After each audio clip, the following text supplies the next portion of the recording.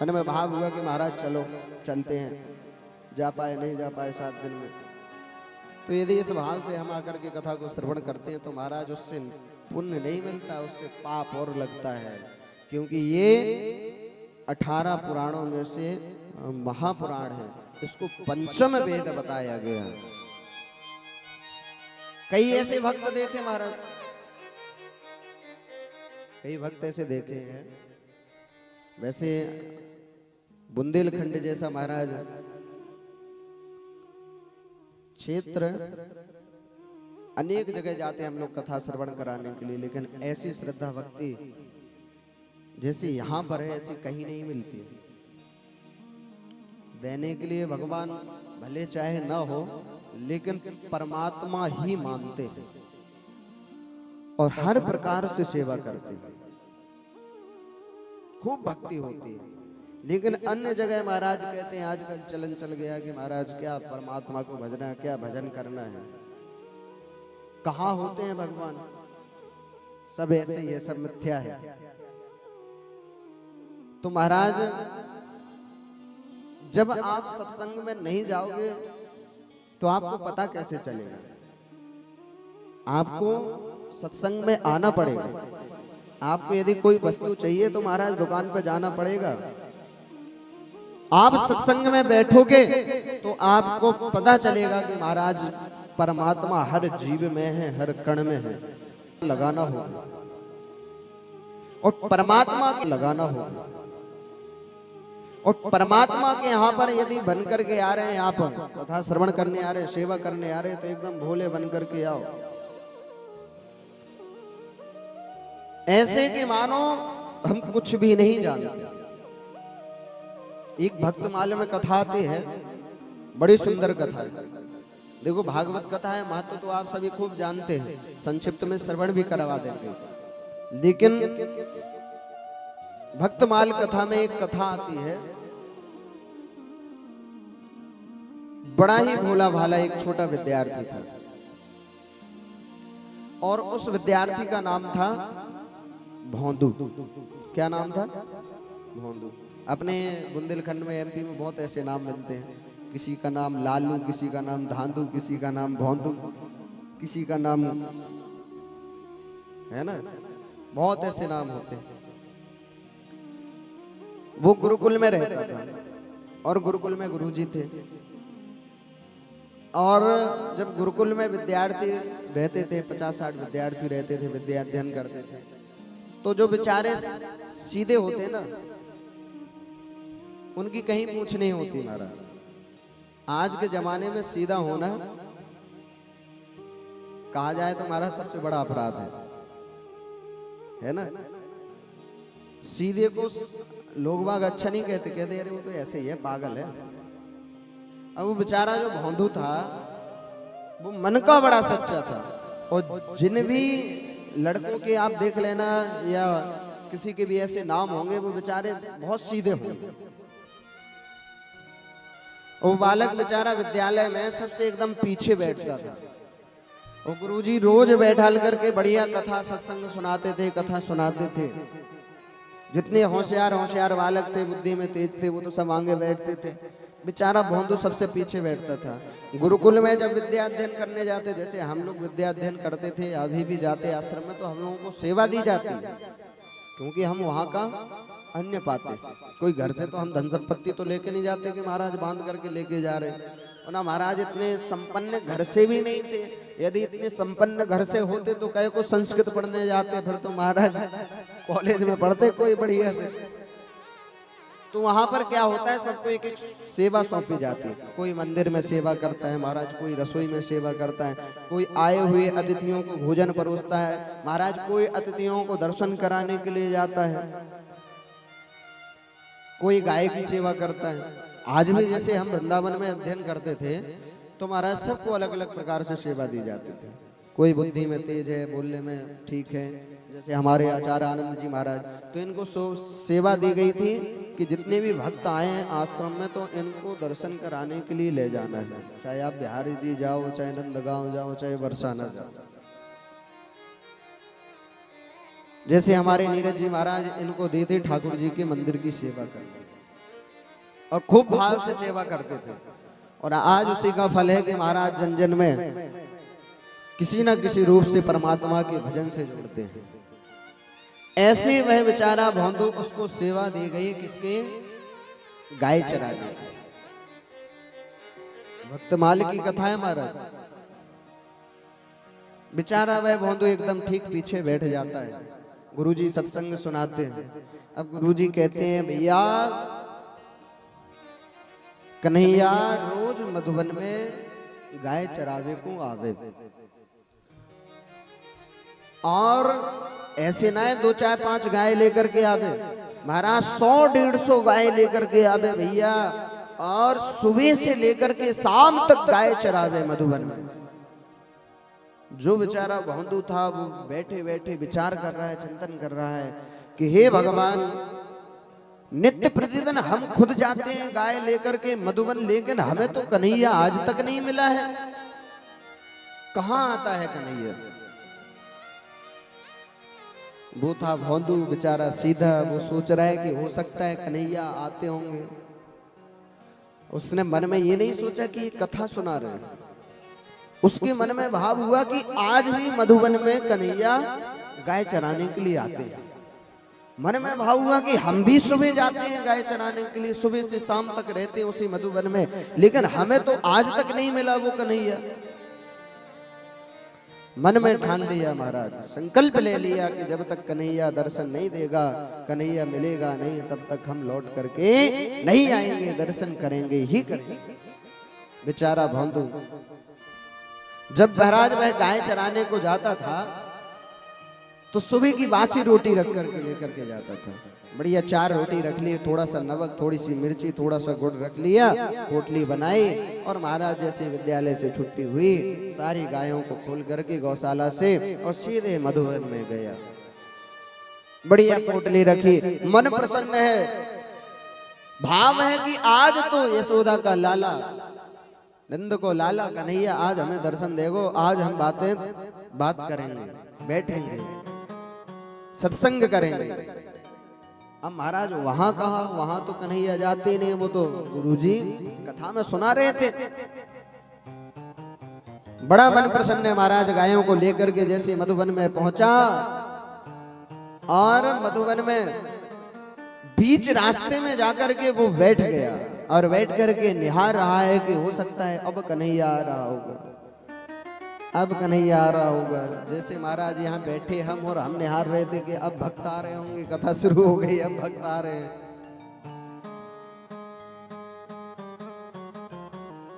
बेचारा वह भौंदू सुबह से लेकर के दोपहर हो गई, इंतजार कर रहा है कि कन्हैया आ रहा होगा, आ रहा होगा, लेकिन महाराज कन्हैया आए नहीं। जब आते नहीं तो कहां से आएंगे? 2 बज गए, 3 बज गए, 4 बज गए, जाने का समय हो गया, लेकिन महाराज जब इतना व्याकुल हो गया, उसको याद ही नहीं रहा कि हम भोजन भी लेकर के आए, हमें भोजन भी पाना है। पूरा दिन हो गया भूखे।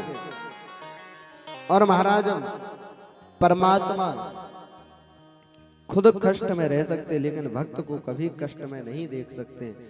सुबह से लेकर के सांझ हो गई, महाराज प्रसाद नहीं पाया है उसने, इंतजार कर रहा है, परमात्मा का इंतजार कर रहा है। आज भगवान को आना ही पड़ा महाराज। जैसे जाने का समय हुआ, भगवान अपनी मन प्रसन्न हो गया महाराज भौंदू का देख करके कन्हैया में।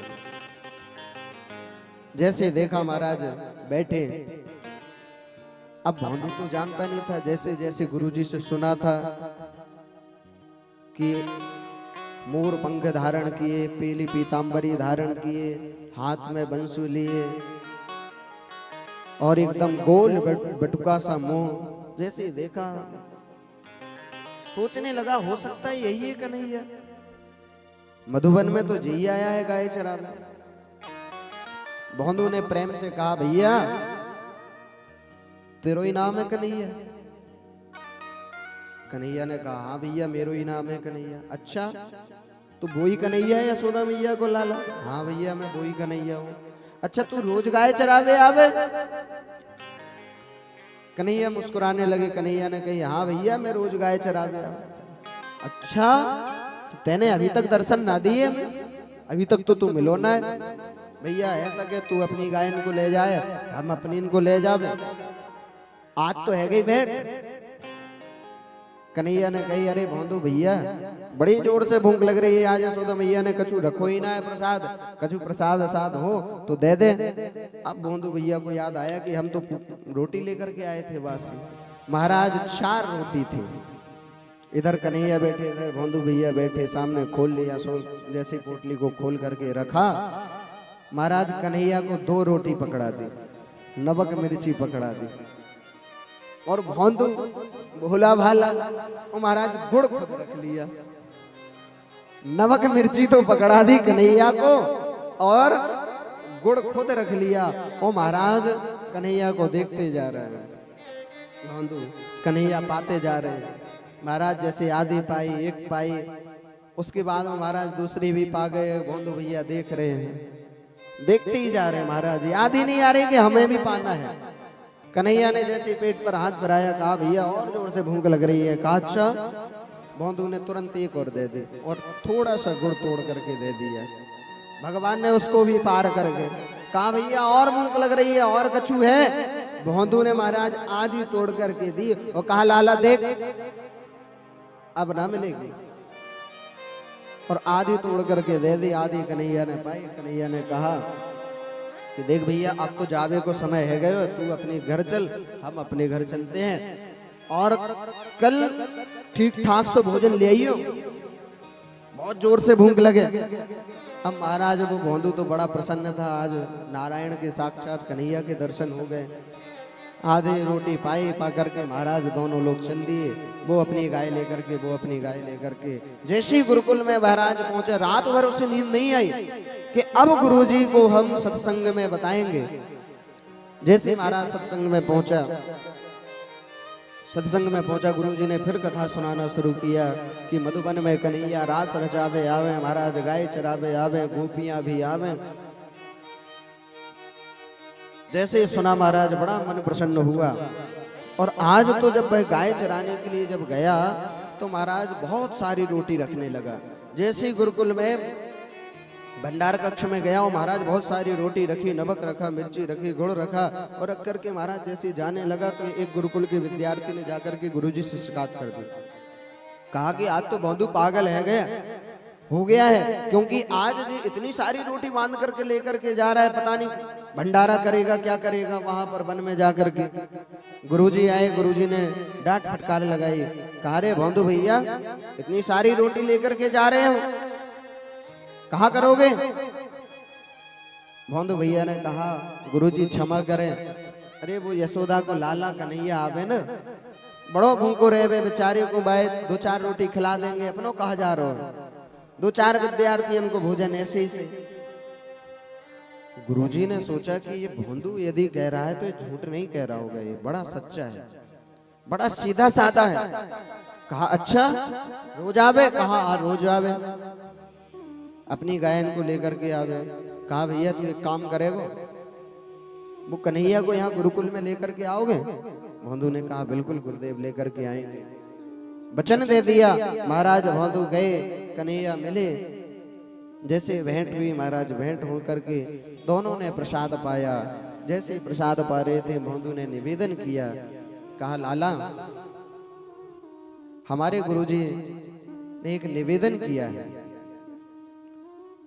और कहा कि भैया तू पहले तो ये बता कि तू हमारो मित्र है या नहीं? कन्हैया ने कहा हाँ मित्र है। कहा पक्को बारो? कहा भैया हाँ पक्को बारो।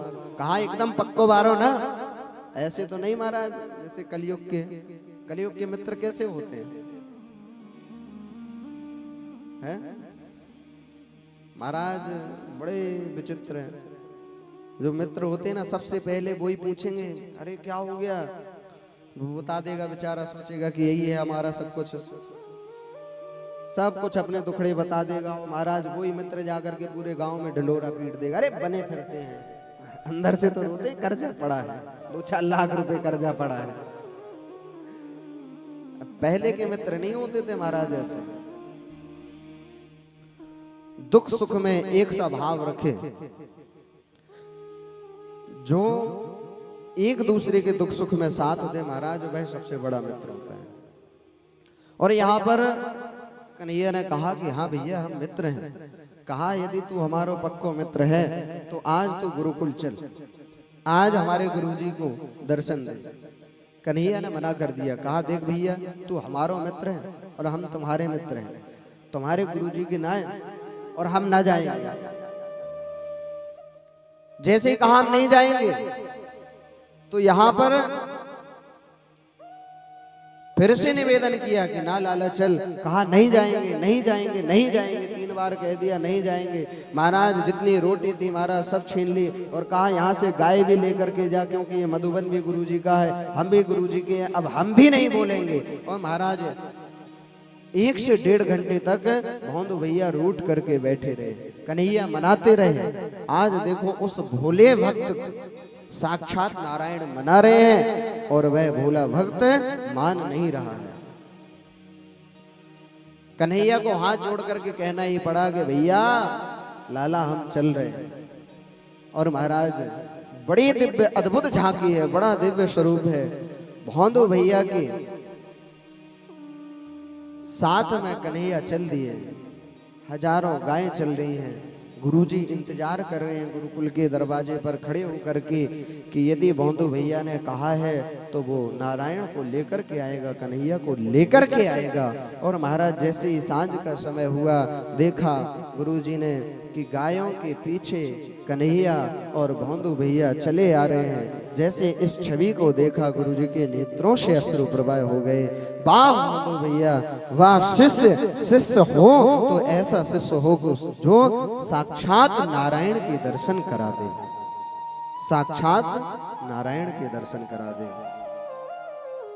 आज गुरुजी ने साक्षात नारायण के दर्शन किए, प्रार्थना की कि प्रभु आज हम धन्य हो गए, आज हम धन्य हो गए। परमात्मा का यदि हम भजन करें तो एकदम भोले बन करके करें। परमात्मा कहते हैं मोह कपट छल छिद्र न भावा। यदि हम आपके अंदर मन में यह भाव आ जाता है कि ये कमी रह गई, जैसे हम कोई पूजन करते हैं या कोई भी कार्य करते हैं, परमात्मा आप करा रहे हैं, आपकी ही इच्छा से ये सब हो रहा है, हम कुछ नहीं करा रहे। हमारी क्या सामर्थ्य, हमारी तो महाराज वह सामर्थ्य भी नहीं है कि हम आपके इस दरवाजे के भी अंदर आ सके। आपकी ही कृपा से हम आए हैं, आपकी ही कृपा से यहाँ पर बैठे हैं, आपकी ही कृपा से हम श्रवण कर रहे हैं, और आप ही कृपा करेंगे तो हम खूब 7 दिन सुनेंगे। यदि भोले बन करके हम कथा को श्रवण करते हैं, परमात्मा की भक्ति करते हैं, तो परमात्मा जरूर कृपा करते हैं। इसलिए महाराज भागवत कथा के महत्व में बताया गया है कि प्रथम दिवस अवश्य कथा श्रवण करने के लिए आना चाहिए, क्योंकि कथा के महत्व का वर्णन किया जाता है। जहाँ कहीं भी कथा होती है, वैसे यदि हम घर पे कथा श्रवण करते हैं तो हमको 10 गुना फल प्राप्त होता है। यदि महाराज हम किसी देव भूमि पर कथा श्रवण करते हैं, जैसे मंदिर में, तो हमें 100 गुना फल प्राप्त होता है। और जैसे हम तीर्थ या कुंभ जैसे स्थान पर श्रवण करते हैं तो हमको 1000 गुना फल प्राप्त होता है। तो हम कहाँ पर बैठ करके कथा को श्रवण कर रहे हैं? मंदिर में। हमको 100 गुना फल प्राप्त होगा। एक कथा श्रवण करने का फल 100 कथा श्रवण करने का फल प्राप्त होगा। तो इसलिए आज तो कथा, क्योंकि कलश यात्रा हुई, अनेक तैयारियां हुई, थोड़ा विलंब हो गया, लेकिन कल कथा का समय ठीक समय होगा। मूल पाठ भी होगा, पूजन भी होगा, अभिषेक भी होगा। आप सभी खूब कथा में आए, सम्मिलित भी हो, मूल पाठ भी श्रवण करें। भागवत कथा में बताया गया कि महाराज जहां कहीं भी कथा हो, सुंदर पवित्र स्थान होना चाहिए,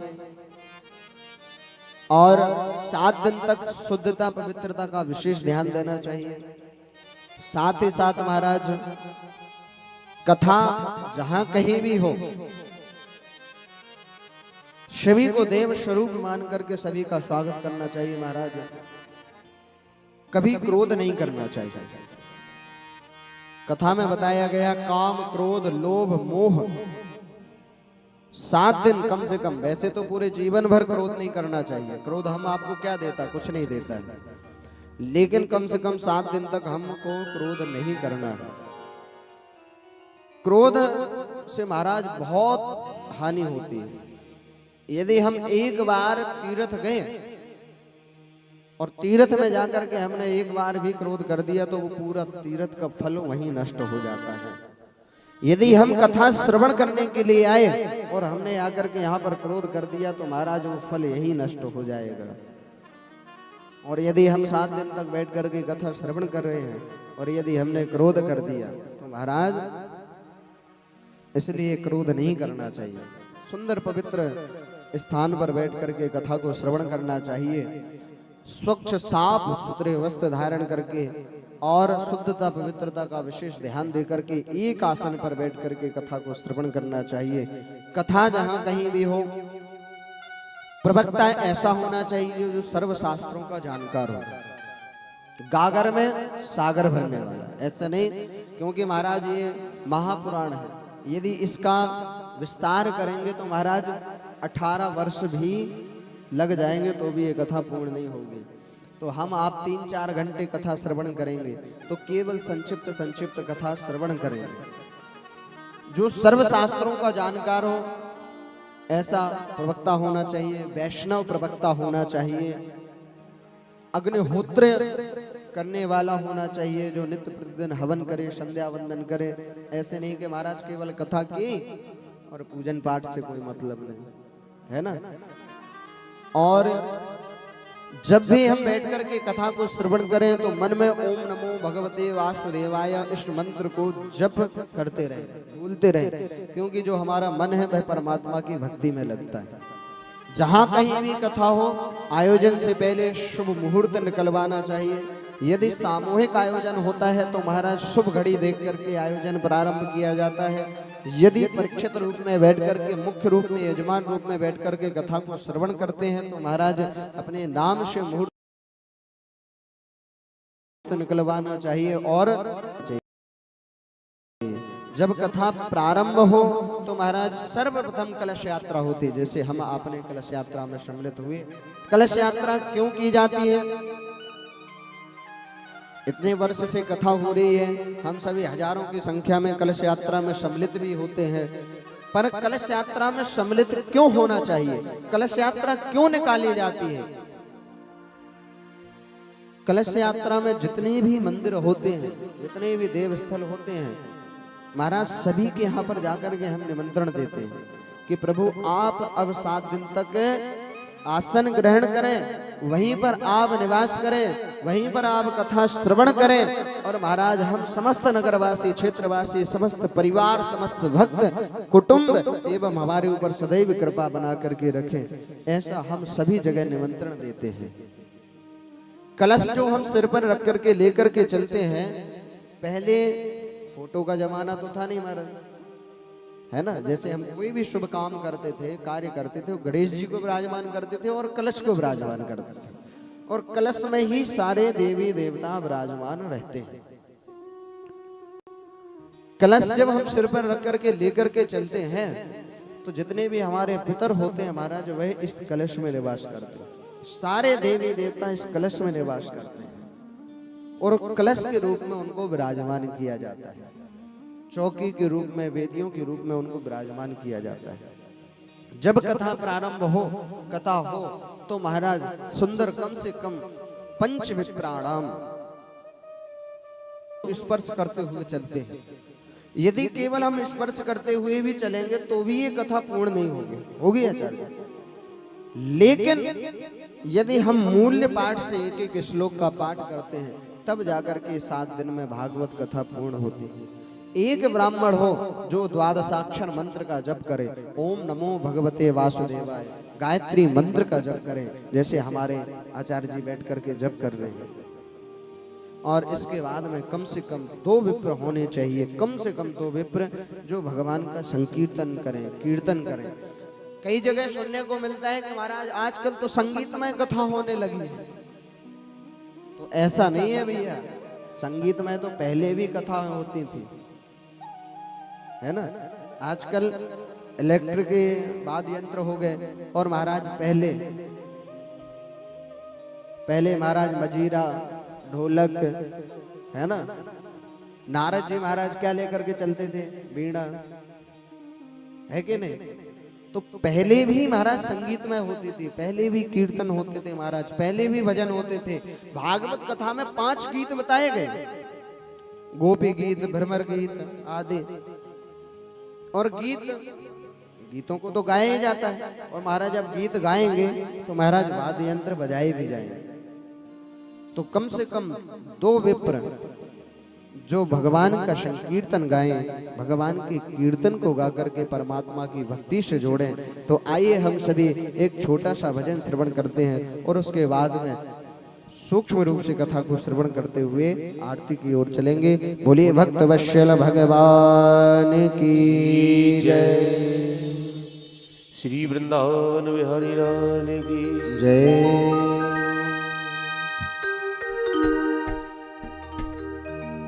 अरे ओ पापी मर कर ले भजन कि मौका मिला है तो कर ले जतन, बाद में प्यारे पछताएगा जब पिंजड़े से पंछी निकल जाएगा, जब पिंजड़े से पंछी निकल जाएगा, जब पिंजड़े से पंछी निकल जाएगा। ओ पापी मर कर ले भजन, ओ पापी मर कर ले भजन, मौका मिला है तो कर ले जतन, मौका मिला है तो कर ले जतन, बाद में प्यारे पछताएगा जब पिंजड़े से पंछी निकल जाएगा, जब पिंजड़े से पंछी निकल जाएगा, पिंजड़े से पंछी निकल जाएगा, जब पिंजड़े से पंछी निकल जाएगा, पंछी निकल जाएगा, जब पिंजरे से पंछी निकल जाएगा। अभी भाव से ताली सेवा करते हैं।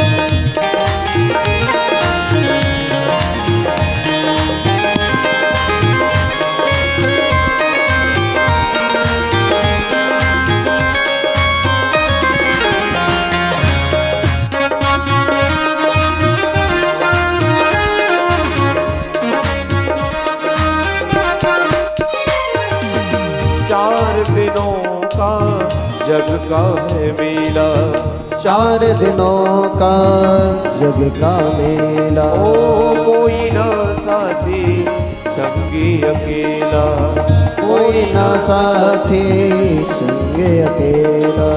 जैसा तू आया जग में वैसा ही तू जाएगा, जैसा तू आया जग में वैसा तू जाएगा, जैसा तू आया जग में वैसा ही तू जाएगा, जैसा तू आया जग में वैसा तू जाएगा।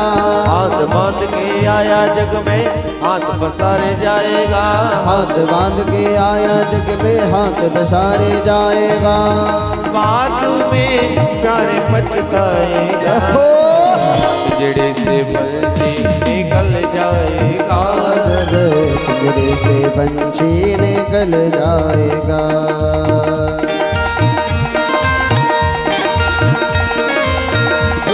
चतुर्भुज नारायण भगवान की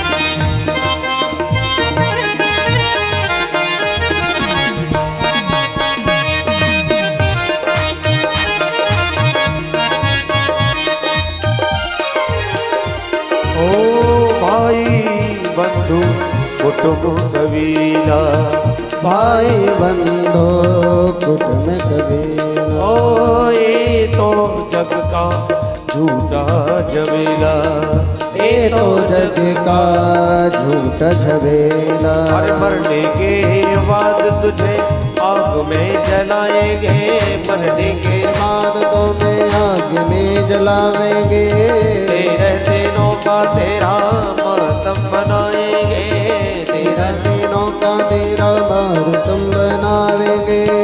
बाद में प्यार पछताएगा, पिंजड़े से पंछी निकल जाएगा, जब पिंजड़े से पंछी निकल जाएगा, जब पिंजड़े से पंछी निकल जाएगा, जब पिंजड़े से पंछी निकल जाएगा, जब पिंजड़े से पंछी निकल जाएगा, जब पिंजड़े से पंछी निकल जाएगा।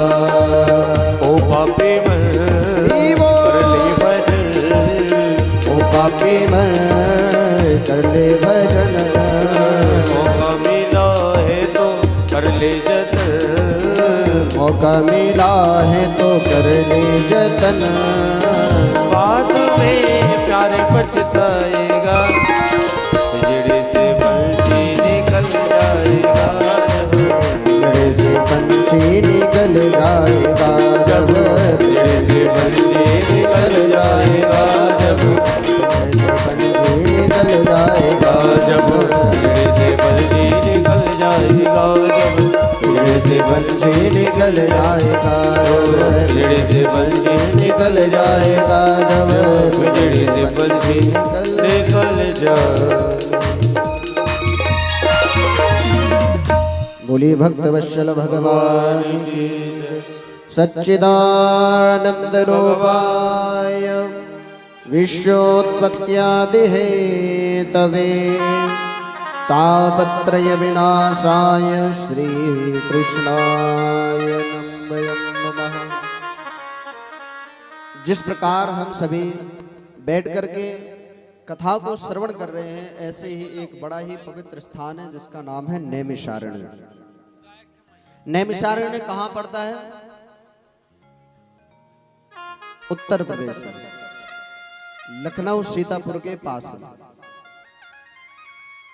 नैमिषारण्य बड़ा ही सुंदर और बड़ा ही पवित्र स्थान है, जहां चक्र तीर्थ है, सूत गद्दी, व्यास गद्दी भी है। और हमारे महाराज जी अभी नैमिषारण्य से ही आए हैं कथा से, और इनका गुरु स्थान भी वही है। एक बार नैमिषारण्य तीर्थ में बड़ी सुंदर व्यास गद्दी बनाई और महाराज कथा प्रारंभ हुई। शौनक आदि 88,000 ऋषि वहां पर विराजमान है। श्री सूत जी महाराज कथा कह रहे हैं।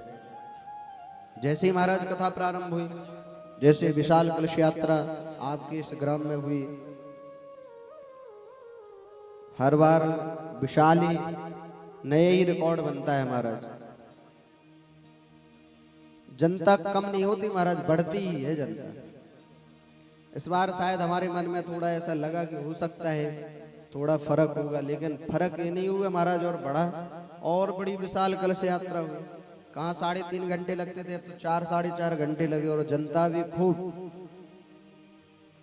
बड़ी भक्ति है महाराज।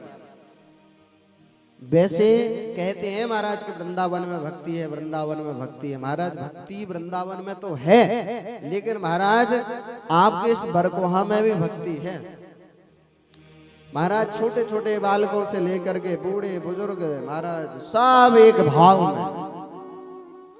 किसी के मन में ऐसा कोई भाव नहीं, कोई व्यवहारिक भाव नहीं महाराज। केवल और केवल कि ठाकुर जी आए हैं वृंदावन से, और सब कामों को छोड़ करके महाराज कलश यात्रा में चल रहा है।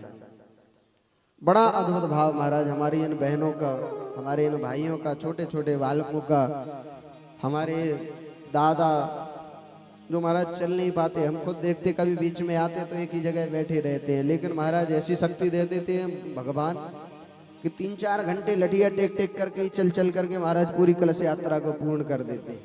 एक बार इन सभी भक्तों के लिए जोरदार ताली की सेवा करें।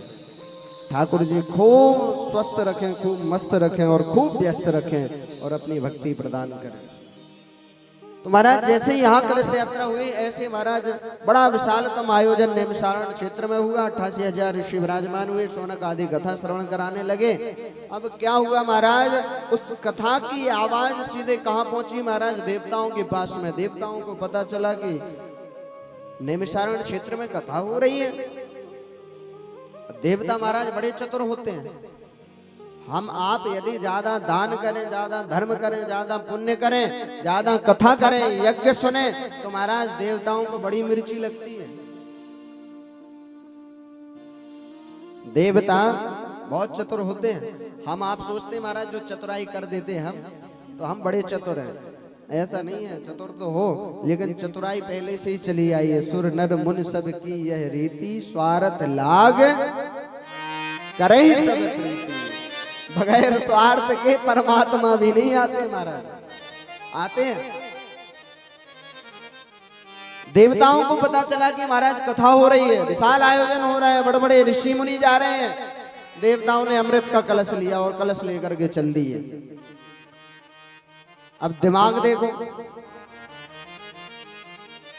जैसे देवताओं ने किया था, एक जगह ऐसी कथा हो रही थी। कार्तिक के टाइम पर सामूहिक कथा हो रही थी। माताएं सभी मिलकर के कथा सुन रही थी। अब जगह का नाम तो नहीं बताएंगे, पर क्या हुआ कि एक सज्जन 4 धाम यात्रा करके आए थे।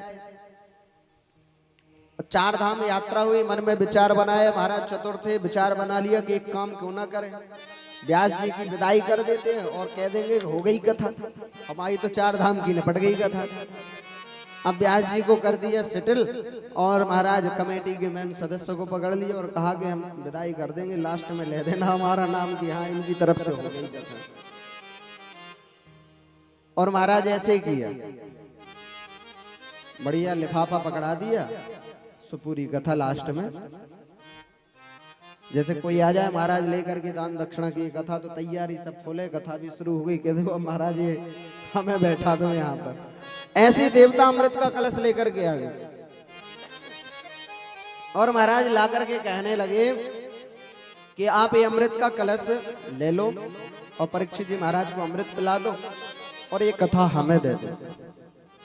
जैसे यह कहा, श्री सूत जी महाराज समझ गए कि ये कथा सुनने के योग्य नहीं है। हम आप जैसे आकर के बैठ करके कथा श्रवण कर रहे हैं, तो महाराज जो फल मुख्य यजमान को मिलेगा वो फल हम आपको भी मिलेगा कथा सुनने का। जो मनोकामना पूर्ण मुख्य यजमान की होगी वह मनोकामना पूर्ण परमात्मा आपकी भी करेगा। जैसे सामूहिक आयोजन में कोई तन से सहयोग करता, कोई मन से करता महाराज, कोई धन से करता, कोई 10,000 देता है, कोई 10 रुपए देता, लेकिन फल परमात्मा बराबर देते हैं। यदि हम साधारण रूप में आकर के बैठ कर के कथा को श्रवण करें तो महाराज पूर्ण फल प्राप्त होगा। लेकिन देवता तो अमृत का कलश लेकर के आ गए, और जैसे महाराज अमृत का कलश लेकर के आए और कहा कि महाराज ये अमृत आप ले लो और कथा हमको दे दो। श्री सूत जी महाराज ने कहा, क्व सुधा क्व कथा लोके क्व काचा क्व मणिन महान, ब्रह्म रात्रौ विचार एवं तदा देवान जहाँ सहारे। महाराज कहाँ एक असली मणि और कहाँ एक कांच की मणि, देखने में तो दोनों बराबर एक जैसी, लेकिन महाराज दोनों का प्रभाव अलग अलग होता है। होता कि नहीं होता महाराज? दोनों देखने में एक सी रहेंगे लेकिन प्रभाव अलग अलग होगा। कहा महाराज जो आप ये अमृत कलश लेकर के आए, आप कथा की योग्य नहीं है। आप ऐसे ही चले आते, बैठ करके कथा सुनते तो आप योग्य थे, लेकिन आपने इस कथा को एक अमृत के कलश से तौल दिया। आप इस कथा के योग्य नहीं है, आप इसके पात्र नहीं है। और महाराज अभक्त समझ करके उनको लौटा दिया, भगा दिया सूत जी महाराज ने। देवताओं के मन में बड़ा संकोच हुआ और महाराज ब्रह्मा जी के पास में पहुंचे। ब्रह्मा जी से कहा कि प्रभु हम समझ नहीं पाए, आज हमें कथा नहीं श्रवण करने को मिली, कथा के योग्य नहीं है हम। ब्रह्मा जी ने महाराज एक तराजू लिया और तराजू पर संसार के समस्त ग्रंथों को रखा और एक पटली पर केवल श्रीमद् भागवत कथा को विराजमान किया। और महाराज ब्रह्मा जी ने बताया, आज दिखाया, यह कथा कोई किताब नहीं है, कोई पुस्तक नहीं है, साक्षात भगवान का वांगमय स्वरूप है, साक्षात नारायण विराजमान है। हम आप खूब भली भांति परिचित हैं।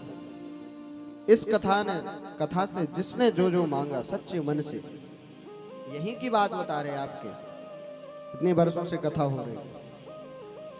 तो महाराज सब यही कहते कि महाराज हमारी मनोकामना पूर्ण हुई।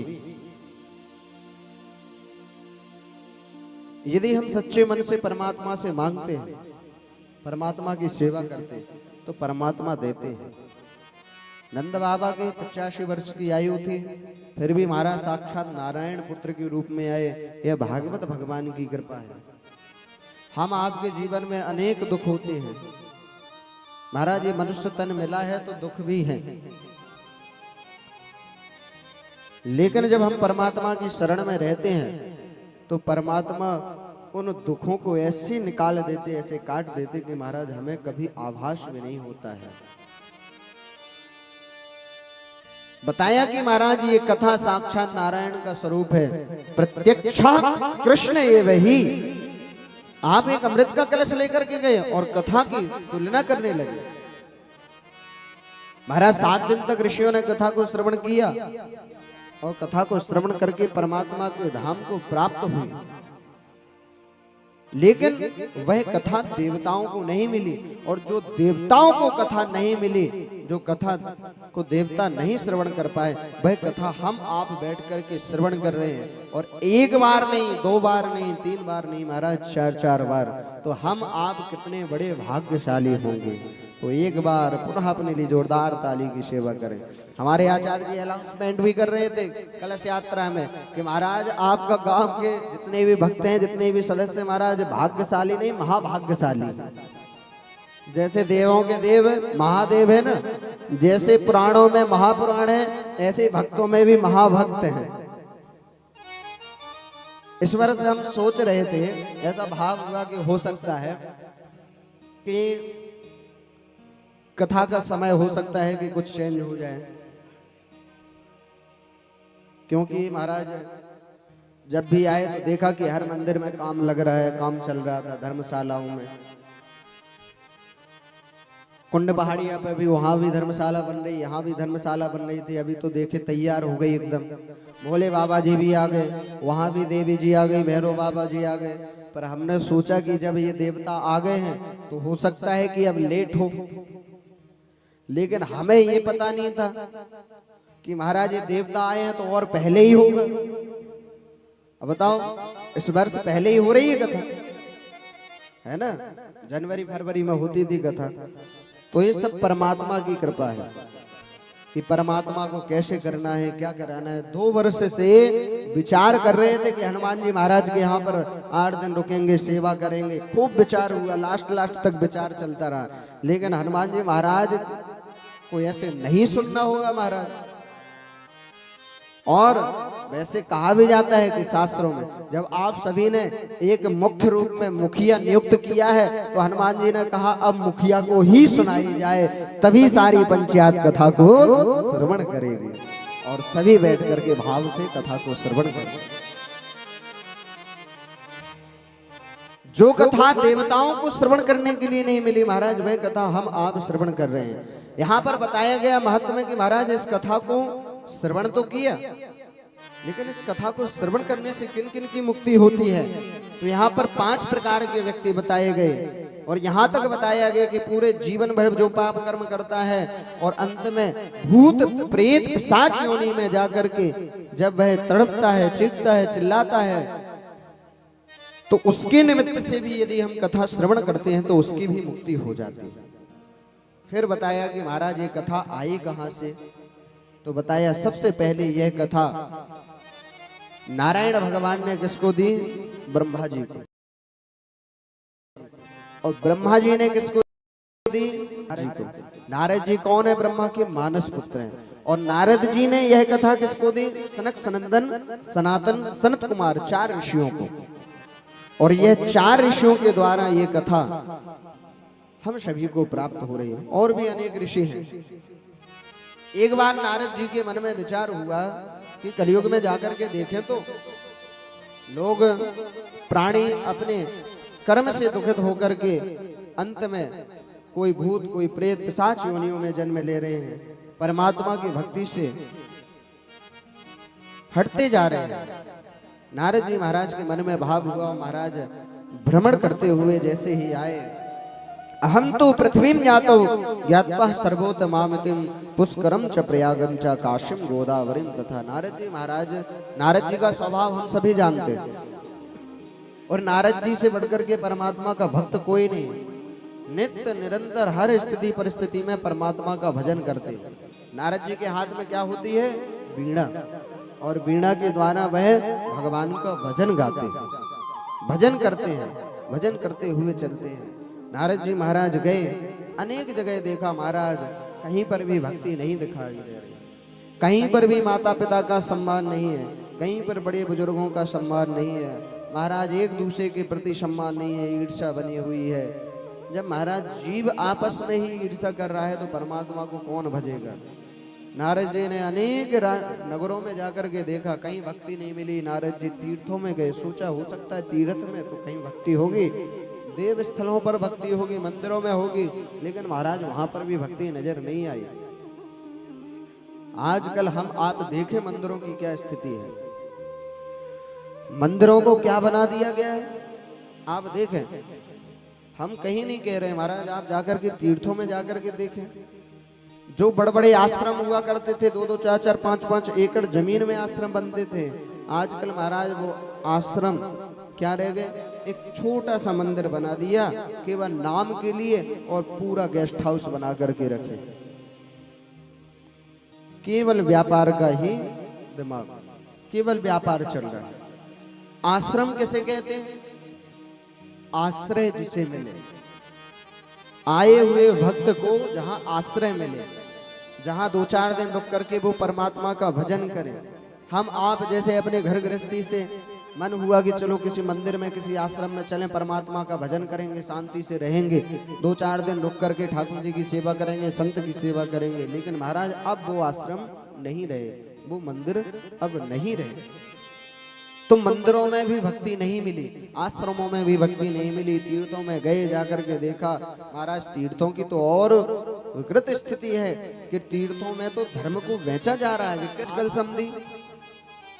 हम गए थे उड़ीसा में, कथा थी महाराज, हमारे साथ में भैया लोग भी थे, वहां एक बहन जी की शादी नहीं हो रही थी, और ऐसे